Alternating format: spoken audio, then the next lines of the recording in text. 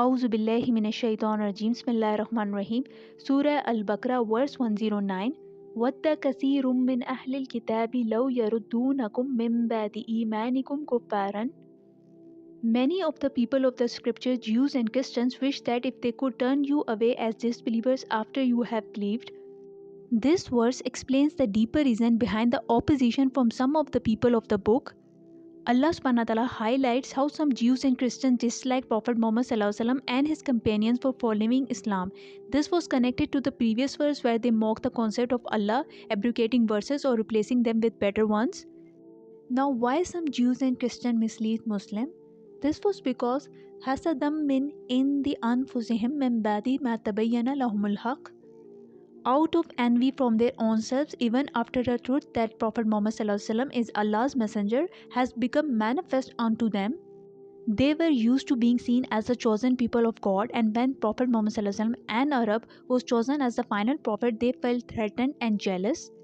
And when Quran confirmed the truth of the previous scriptures but also corrected some of their mistakes, this made them more jealous because their authority was challenged.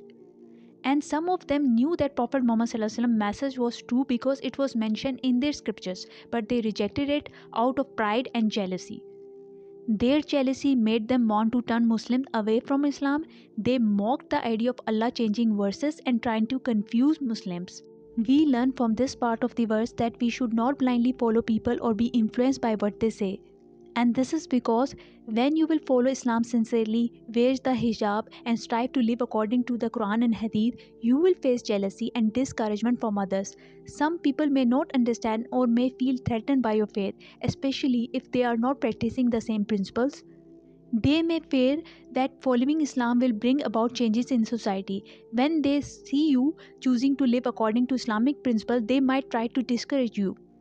For example, there will be some people who will stop you from attending a Quran class. They will criticize you, they will mock you. Now you have two options: listen to them and not learn anything, or take a stand and attend the class no matter what people say.